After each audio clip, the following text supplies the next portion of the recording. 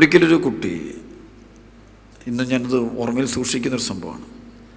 അമ്മ അവനെയും കുട്ടിക്കൊണ്ട് എൻ്റെ അടുത്ത് വന്നു. ഇവൻ വന്നൊരു സെൻറ്ററിൽ കയറില്ല. അവന് ആകെ ബഹളം വെച്ച് ചിരിച്ച് കളിച്ചിട്ടുണ്ടാകും. അവൻ്റെ 10th പഠിച്ചു കഴിഞ്ഞ് പഠിച്ചുകൊണ്ടിരിക്കുന്ന സമയം ഒരു പ്രത്യേക രീതിയിലാണ് വരുന്നത്. അപ്പം അമ്മ ഇവനോട് അച്ഛനെ എന്നെ കാണിക്കാൻ വേണ്ടി വിഷയവും വരത്തില്ല. അവസാനം അമ്മ ഇവനെ വലിച്ച് എൻ്റെ മുറിയുടെ മുന്നേ വരെ എത്തിച്ചു. പക്ഷേ കയറില്ല. അവിടെ നിന്ന് അവന് അവിടെയുള്ള ആൾക്കാരോടൊക്കെ വർത്തമാനം പറഞ്ഞുകൊണ്ടിരിക്കും. അപ്പോൾ പെട്ടെന്ന് അമ്മ എൻ്റെ മുറിയോട് കയറും, അച്ഛാ എൻ്റെ മോനെ കൊണ്ട് വന്ന് അവന് കയറില്ല, അച്ഛനൊന്ന് വിളിച്ച് പറയും. അപ്പം ഞാനിങ്ങനെ പിന്നെ ചിരിച്ച് കളിച്ചിങ്ങനെ വളരെ ഒരു ഈസി ആയിട്ട് ഞാൻ പറഞ്ഞു, നിങ്ങൾ കയറി വരാം. നിങ്ങൾ വിളിച്ചു വരും. എൻ്റെ മുറിലോട്ട് കയറി വന്നു. തലയിലോട്ട് തൊടുന്നതിന് മുമ്പേ കുഴഞ്ഞ് ബോധം കിട്ടി വരുന്നതാണ്. തൊട്ടില്ല. എന്നിട്ട് നിലത്തിടുന്ന് ഇങ്ങനെ അടുക്കിയിട്ട് കൈയും കാലിട്ട് ഇങ്ങനെ ഒട്ടിക്കും. അപ്പം ഞാൻ അനമ്പളം തെളിച്ചു. അനമ്പളം വെച്ച് എഴുന്നേപ്പിച്ചു. വീണ്ടും കവിച്ചു വിട്ടതുപോലെ. അപ്പോൾ ഇതപ്പോഴത്തേക്കും അമ്മ പേടിക്കൊന്നും വേണ്ടെന്ന് പറയും. പിന്നെ ഇവനെ എഴുന്നേറ്റ് കഴിഞ്ഞപ്പോഴത്തേക്കും ഞാൻ ഇവനെ മാറ്റി പിടിച്ചോണ്ട്, മോനെ ഞാൻ നിന്നോട് കരച്ചു ചോട്ടടാ, 10ാം ക്ലാസ് 6ാം പ്രമാണ മേഖലയിൽ നിനക്ക് തെറ്റുകൾ നമുക്കറിയാൻ തുടങ്ങി. ഞാൻ പറഞ്ഞു, നീ പോയി കുമ്പസാരിച്ചിട്ട് നീ പൊക്കോണം. കുമ്പസാരിച്ചിട്ട് പറ്റിയും കുർബാനയെ സ്വീകരിച്ചിട്ട് നീ പോവുക, ബാക്കി ദൈവം നിന്നെ നോക്കിക്കോളും. പക്ഷേ ആ ഒറ്റ പ്രയർ കഴിഞ്ഞപ്പോൾ ഞാൻ അത് കഴിഞ്ഞ് ഇവനെ ഇങ്ങനെ കൈക്ക് പിടിച്ച് എൻ്റെ മുറിയിൽ തന്നെ നിർത്തി മാറ്റിക്കൊണ്ടങ്ങ് പോയിക്കണം. അമ്മ കേൾക്കണ്ടെന്ന് വെച്ചുകൊണ്ട് ഞാനിങ്ങനെ മാറ്റിക്കൊണ്ട് പോയി സംസാരിച്ചു. അപ്പം തന്നെ ഇവൻ്റെ മുഖത്തൊരു പ്രകാശം കാണാൻ, വണ്ടർഫുൾ ലൈറ്റ്നെസ് കാണാൻ. അപ്പോൾ ഞാൻ പിന്നെ ഇവനെ പോയി കഴിഞ്ഞ ഒരു വർഷം മുമ്പ് ഇവൻ ഓടി വന്നിട്ട് എൻ്റെ അടുത്ത്, അച്ഛൻ സ്വീകരിക്കട്ടെ, നല്ല ഡീസൻ്റായിട്ട് ഒന്ന് നിൽക്കിയെടുത്തേ. അപ്പം പെട്ടെന്ന് അച്ഛൻ എന്ന് തലേക്ക് വെച്ച് പ്രാർത്ഥിച്ച് പിന്നെ ഉണ്ടല്ലോ, ഇവനാകെ ആള് മാറിപ്പോയി. അച്ഛാ ഇപ്പം ഇവനാ ഞങ്ങളുടെ കാര്യങ്ങളൊക്കെ നോക്കുന്നത്, ഞങ്ങളുടെ കാര്യത്തിൽ നന്നായിട്ട് ശ്രദ്ധിക്കുന്നുണ്ട്. അപ്പോൾ അപ്പം ഞാൻ ആ സമയത്ത് എൻ്റെ കൂടെയുള്ളവരോട് ഇവരോടെല്ലാം എന്തൊരു സംസാരിച്ചുകൊണ്ടിരിക്കുക. അവൻ്റെ എലഗൻസ് ഞാൻ പിന്നെ ശ്രദ്ധിക്കുന്നത് 2 മിനിറ്റ് കഴിഞ്ഞപ്പോൾ ഇവൻ എൻ്റെ അടുത്ത്, അച്ഛാ എന്ന് പൊക്കോട്ടെ, ചോദിച്ചിട്ടും പോവാണ്, പ്രാർത്ഥന മേടിച്ചുകൊണ്ട്. അപ്പോൾ അവൻ പൊതിരിച്ച നല്ല ക്വാളിറ്റിയിൽ. അപ്പം ഞാൻ നോക്കുന്നത് എന്തൊരു ചേഞ്ചാണ് സംഭവിച്ചത്. അപ്പം നമ്മളറിയത്തില്ലാത്തൊരു തലമുണ്ട്. നമ്മളെല്ലാം ഇന്ന് സൊസൈറ്റിയും സമൂഹത്തെയും മാസ് മീഡിയകളെയൊക്കെ നമ്മൾ കുറ്റപ്പെടുത്തും. ഓക്കെ, ഇതിനകത്തൂടെ എല്ലാം അന്ധകാരം കടന്നു വരാം, ഇല്ലെന്ന് ഞാൻ പറയില്ല. പക്ഷേ അതിനപ്പുറം ഇത് നമ്മളിലൂടെ പ്രവർത്തിക്കുന്നുണ്ടോ എന്ന് നമ്മൾ നോക്കണം.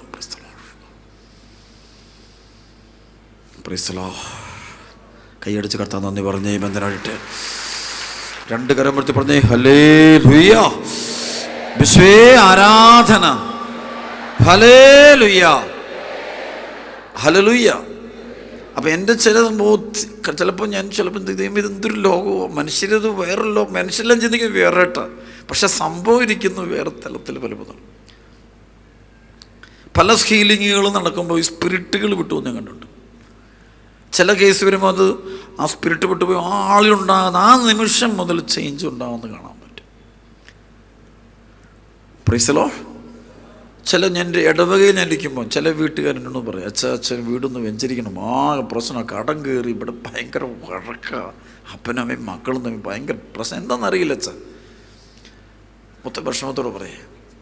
അപ്പം ഞാൻ പെട്ടെന്ന് വന്നേക്കാന്ന് പറയും. ഇടവകയിലാകുമ്പോൾ ഞാൻ ഇടവകയിൽ പോകുമായിരുന്നു. ഇടവയ്ക്ക് ഈശോനോട് ധ്യാനത്തിൻ്റെ ശുശ്രൂഷയായിട്ട് ഇറങ്ങി കഴിഞ്ഞാൽ പിന്നെ ഈശോ ഒരിക്കലും ഒരിടത്തും പോയേക്കരുതെന്ന് പറഞ്ഞു. കാരണം അതൊരു രഹസ്യമാണ്, അരൂപയുടെ രഹസ്യം. അപ്പം ഞാൻ ഇവരോട് വീട്ടിൽ ചെല്ലുമ്പോൾ ഞാൻ അനുമ്പായിട്ട് ഇവരോട് പറയും, നിങ്ങളൊന്ന് ഉപവാസിച്ചോണം, ഒരു ദിവസം ഉപവാസത്തോണം, ഞാനും ഉപവാസം എടുക്കുമെന്ന് പറയും. അപ്പം ഞാനും ഉപവാസം എടുക്കും, അവരെ മുഴുവനും കൂടെ ഉപവാസം എടുപ്പിക്കും, കുമ്പസാരിപ്പിക്കും, പള്ളിയൊക്കെ ഒന്ന് കുമ്പസാരിച്ച് കുർബാനയൊക്കെ സ്വീകരിച്ചോണം. ചെന്നിട്ട് ഒരു അരമണിക്കൂറത്തൊരു പ്രയർ നടത്തി ഹോളി വാട്ടറിൽ. എൻ്റെ വിശ്വാസം എന്ന് വെച്ചാൽ അങ്ങനെ ഞാൻ പ്രാർത്ഥിച്ചിട്ടുള്ള എല്ലാ വീട്ടിലും പിന്നീട് അതിന് ശേഷം ഞാൻ കണ്ടുമുട്ടിയിട്ടുള്ളത് ഭയങ്കരമായ സമാധാനവും കർത്താവിൻ്റെ കൃപയുടെ വലിയ ഒഴുക്ക് ഞാൻ കണ്ടിട്ടുണ്ട്. അതെൻ്റെ കഴിവൊന്നുമല്ല കേട്ടോ, ഇറ്റ്സ് നോട്ട് മീ. ഒരിക്കലും the spring is not from me, from above. Grace is not from me, from Jesus. ഈ തലമുണ്ട് ചിലരുടെ ജീവിതത്തിൽ നല്ല വളർന്നുകൊണ്ടിരിക്കുന്ന ജീവിതങ്ങൾ തകർത്തുകളും ദുഷ്ടാരൂപികൾക്ക്. നല്ല ഫാമിലികളെ രണ്ടാക്കാം. ഈ പ്രേമബന്ധങ്ങളെന്ന് പറയുമ്പോൾ, അവിഹിത ബന്ധങ്ങളെന്ന് പറയുന്ന ഒരു പൈശാചിക അരൂപി തന്നെ നമ്മൾ കയറുന്ന കേട്ടോ.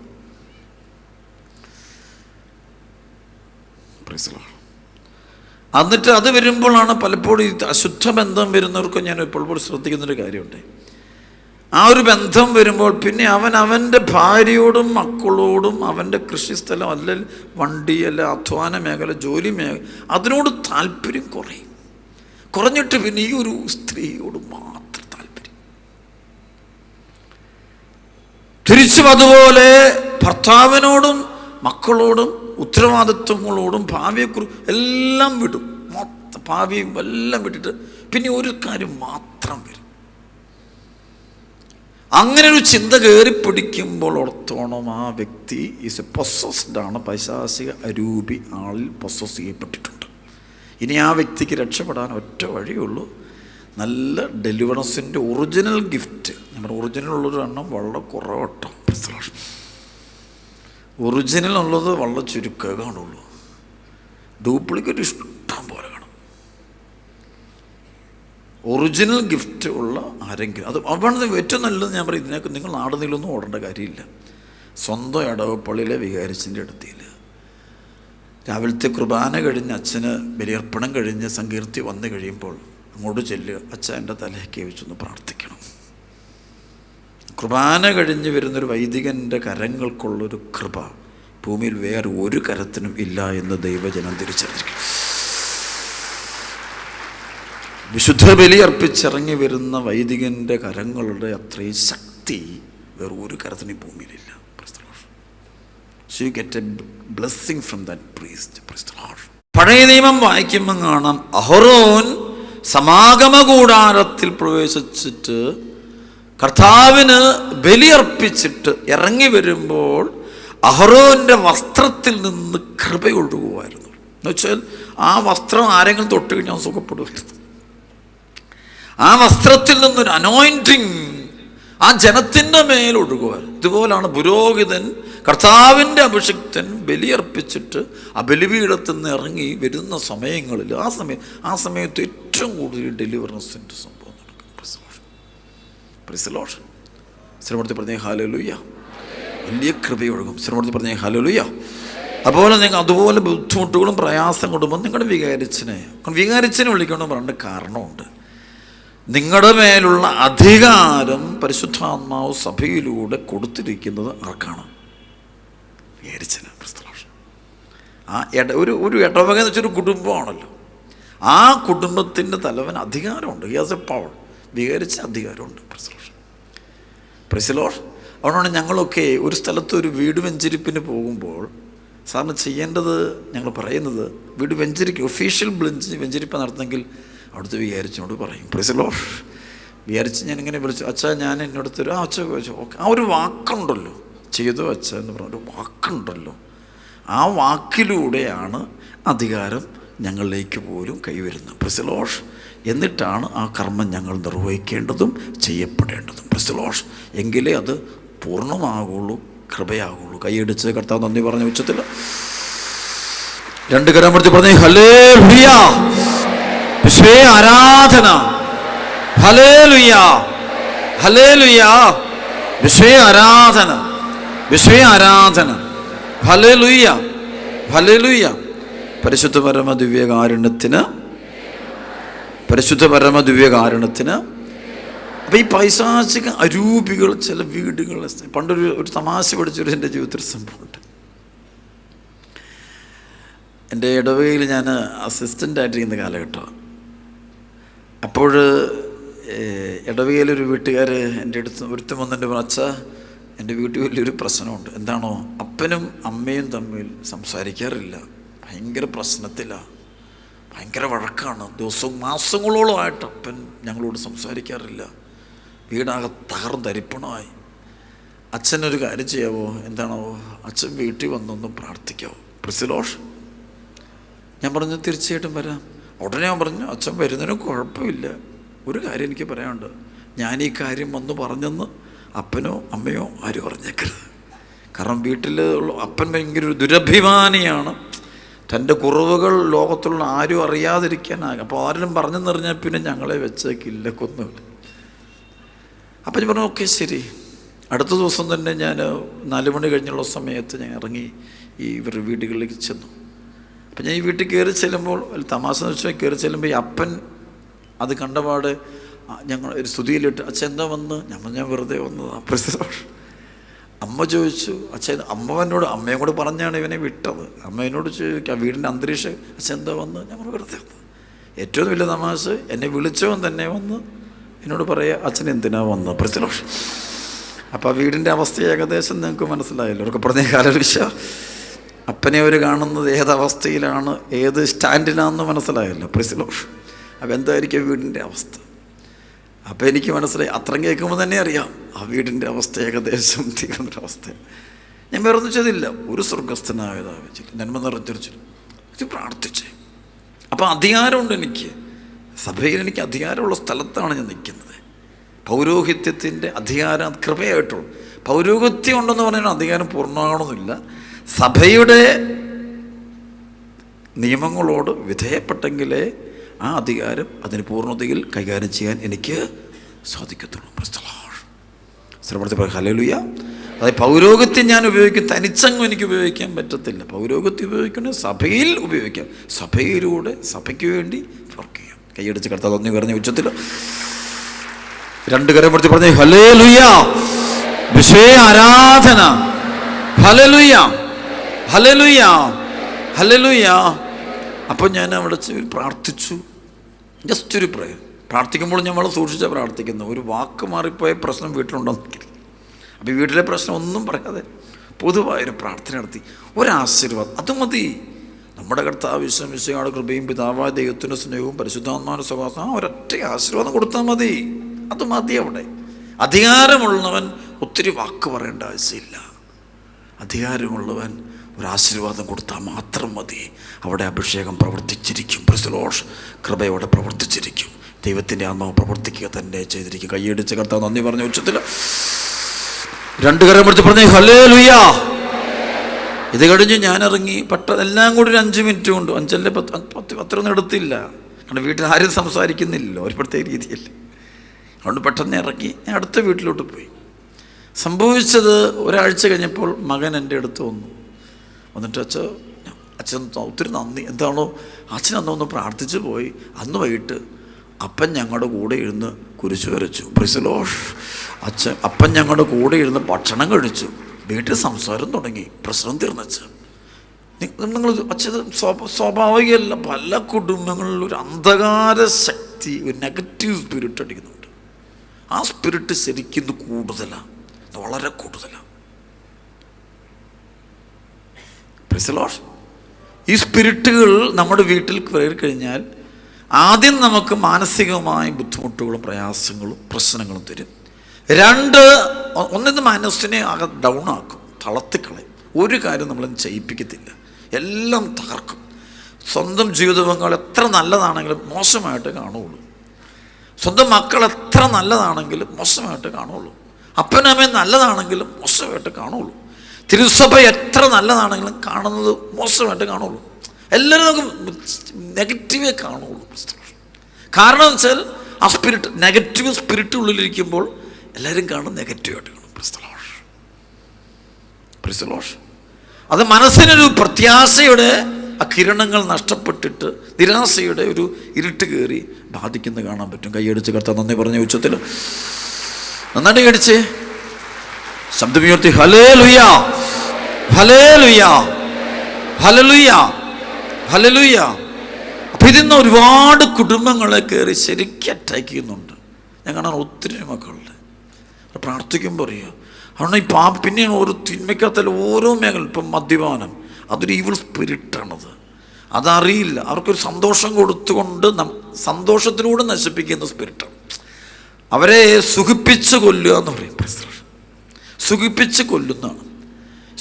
അതാണ് സുഖലോലുപതയുടെ സ്പിരിറ്റ് എന്ന് വെച്ചാൽ സുഖിപ്പിച്ച് കൊല്ലുന്നൊരു അരൂപി. അത് തന്നെയാണ് ഈ കഞ്ചാവ് എടുക്കുന്നു, ഡ്രഗ്സ് എടുക്കുന്നു, സുഖിപ്പിച്ച് കൊല്ലുക. പുകവലിക്കുന്നവനെ സുഖിപ്പിച്ച് കൊല്ലുക. സെക്സിൻ്റെ പിന്നാലെ സുഖിപ്പിച്ച് കൊല്ലുക, നശിപ്പിക്കുക. അതാണല്ലോ ഈ വിലക്കപ്പെട്ട കനി, ആ പഴം ടേസ്റ്റാണ്, കണ്ണിന് കൗതുകരം, ആസ്വാദികരം, അതല്ലേ സുഖിപ്പിച്ച് കൊല്ലുക. അതാണ് ഈവിൾ സ്പിരിറ്റ് വരുന്ന എപ്പോഴും സുഖിപ്പിച്ച് കൊല്ലും. നല്ല നമ്മളതിൽ ഭയങ്കരമായിട്ട് ഇങ്ങനെ പോസിറ്റീവ് സ്റ്റോക്ക് ചിലപ്പോൾ ഉണ്ടല്ലോ, എല്ലാവരും വളരെ നമ്മളെ ചിലരുണ്ട് വളരെ നല്ല സുന്ദരനാണ്, സുന്ദരിയാണ്, കഴിവുണ്ട്, മിടുക്കനാണ്, മിടുക്കിയാണ്, ഭയങ്കരമായിട്ട് നമ്മൾ അഡോർ ചെയ്യും, നമ്മളങ്ങ് ഗ്ലോറി ഭയങ്കര ഉയർത്തി പറയേ, അതെല്ലാം സുഖിപ്പിച്ചങ്ങ് കൊല്ലാം. അപ്പം അങ്ങനെ വരുന്ന സ്പിരിറ്റുകൾ ഡിസേൺമെൻ്റ് ഉണ്ടെങ്കിൽ, പരിശുദ്ധാത്മ നമുക്കുണ്ടെങ്കിൽ മാത്രം അറിയാം. ചരിത്രം പഠിക്കുമ്പോൾ വിശുദ്ധർക്ക് ഈ ഡിസേൺമെൻ്റ് ഉണ്ടായിരുന്നു. അവർക്കിത് കാണുമ്പോഴേ ആര് വന്നാലും ഈ സ്പിരിറ്റ് പ്രവർത്തിക്കുന്നത് അവർക്ക് വ്യക്തമായിട്ട് തിരിച്ചറിയാൻ പറ്റും. അതുകൊണ്ടാണ് അവരെപ്പോഴും എല്ലാവരും ഒരു ദൂരം സൂക്ഷിച്ചിട്ട് പ്രാർത്ഥനയിലും ബലിപീഠത്തിൻ്റെ അരികിലുമായിട്ട് അവർ ജീവിതം മുഴുവൻ ചെലവഴിച്ചത്. കൈയടിച്ച് കെട്ടാൻ നന്ദി പറഞ്ഞ ഉച്ചത്തിൽ നന്നാടി കടിച്ച് പോരാ, രണ്ട് കരം എടുത്ത് പറഞ്ഞേ ഹല്ലേലൂയ, ബിസ്മേ ആരാധന, ഹല്ലേലൂയ, ഹല്ലേലൂയ. അപ്പം അച്ഛൻ വീണ്ടും പറയട്ടെ, അത് എക്സോർസിസം എന്ന് വലിയൊരു ശുശ്രൂഷ തിരുസഭയ്ക്ക് അതുകൊണ്ട് അതിൻ്റെ പിന്നെ മാർപ്പാപ്പ മിക്കവാറും അതിൻ്റെ അവർക്ക് വർഷത്തിൽ ഒരിക്കലെങ്കിലും അവർക്ക് ക്ലാസ് കൊടുക്കും, അല്ലെങ്കിൽ അവർക്ക് വലിയ കൂട്ടായ്മ നടക്കും. വത്തിക്കാൻ അല്ലെങ്കിൽ റോമിൽ എവിടെയെങ്കിലും ദേവാലയത്തെ അവർ ഒരുമിച്ച് കൂടും. അപ്പം മിക്കവാറും അച്ഛന്മാർ മാത്രമേ പ്രീസ്റ്റ് മാത്രമേ ഉള്ളത്. അപ്പം അതിൻ്റെ മറ്റൊരു തലമാണ് ഈ ഡെലിവറൻസ് എന്ന് പറയുന്നത്, വിടുതലിൻ്റെ ശുശ്രൂഷ. വിടുതൽ എന്ന് വെച്ചാൽ അർത്ഥം വെച്ചാൽ വിടുതലിനെ പറ്റിയൊരു ഒറ്റ വചന ബൈബിൾ നമുക്ക് പൂർണ്ണമായിട്ട് പറയാൻ പറ്റും. അപ്പോസ്തല പ്രവർത്തനം 16:25.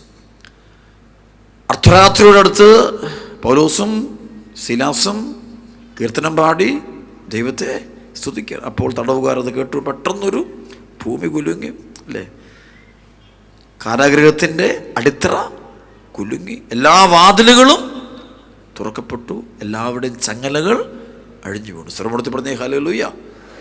അതുതന്നെയാണ് ലൂക്ക 4:18. കർത്താവിൻ്റെ ആത്മാവ് പറഞ്ഞേ, കർത്താവിൻ്റെ ആത്മാവ് എൻ്റെ മേലുണ്ട്, ദരിദ്രരോട് സുവിശേഷം പ്രസംഗിക്കുവാൻ. അവിടെ തന്നെ അടുത്ത വചനം പറഞ്ഞേ, ബന്ധിതർക്ക് മോചനവും അന്ധർക്ക് കാഴ്ചയും അടിച്ചമർത്തപ്പെട്ടവർക്ക് സ്വാതന്ത്ര്യവും കർത്താവിന് സ്വീകാര്യമായ മത്സരം പ്രഘോഷിക്കുക.